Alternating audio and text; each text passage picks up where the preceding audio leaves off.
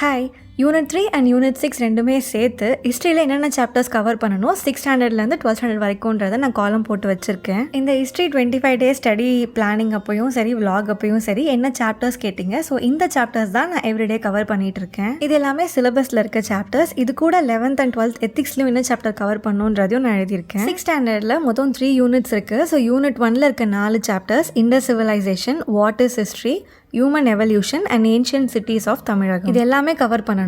Unit 2ல வந்து great thinkers and new faiths from chiefdoms to empire, Vedic culture in north India, அது வந்து skim read பண்ணால் மட்டும் போதும். 3rd யூனிட்ல இருக்கிற 4 chapters society and culture in ancient Tamilakam, Sangam age, post Mauryan India, age of empires, Guptas and Vardhanas, south India kingdoms. So 6th almost எல்லா சாப்டர்ஸுமே cover ஆகிடுது. நெக்ஸ்ட் வந்து 7th ஸ்டாண்டர்ட். இதில் யூனிட் 1ல sources of medieval India, emergence of new kingdoms in south India and Delhi sultanate. Unit 2ல Vijayanagara and Bahmani kingdoms, Mughal empire, rise of Marathas. Unit 3ல new religious ideas and movements, art and architecture in Tamil Nadu and final chapter Jainism and Buddhism skim read பண்ணால் போதும். So 7th ஸ்டாண்டர்ட்லேயுமே எல்லா சாப்டர்ஸும் cover ஆயிடுச்சு. Next வந்து 8th standard. 8th ஸ்டாண்டர்ட்லேயும் almost எல்லா சாப்டருமே cover ஆயிரும். Status of women in India through ages, rural life and society, people's revolt, trade to territory, advent of Europeans, educational development, development of industries and urban changes. கீழே வந்து understanding secularism, civics போட்டிருப்பேன். ஆக்சுவலாக சிலபஸில் secularism பற்றி ஒரு தனியான topic இருக்குது. அது வந்து இந்த 8th ஸ்டாண்டர்ட் புக்கில் இல்லாமல் சிவிக்ஸில் தான் கவர் ஆகுது.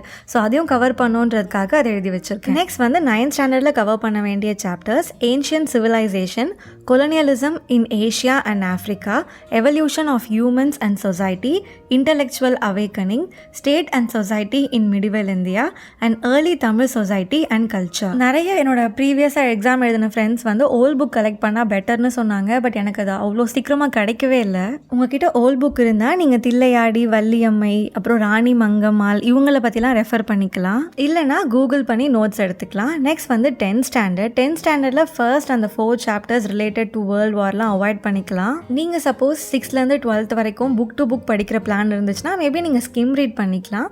பட் அதர் 6 சாப்டர்ஸ் வந்து கண்டிப்பாக சிலபஸில் இருக்க chapters.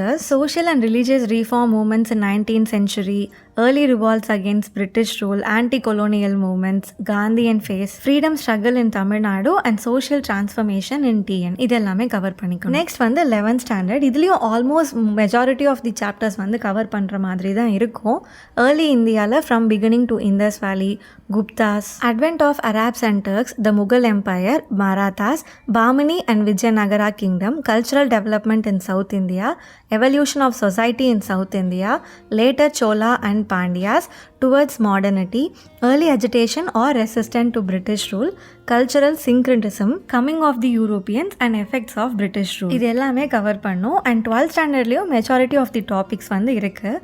Rice of nationalism, rise of extremism, impact of world war 1, advent of Gandhi, period of radicalism, communalism in nationalist politics, last phase of INM, reconstruction of post-colonial India, envisioning a new socio-economic order. இது போக volt edition புக்ஸில் இன்னுமே டீட்டெயிலாக இல்லைனா NCERT புக்ஸில் வந்து Vellore mutiny, Palayakkar rebellion, Justice Party rule, socio religious reform movements கொடுத்துருப்பாங்க.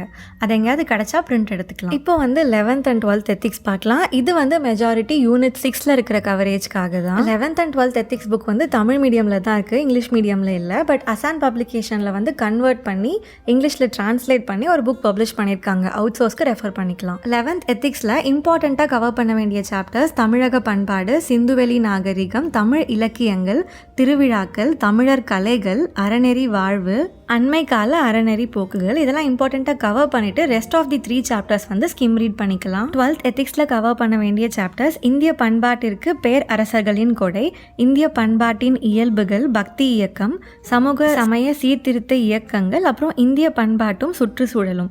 இது போக ரிமைனிங் 5 சாப்டர்ஸ் வந்து ஸ்கிம் ரீட் பண்ணிக்கலாம்.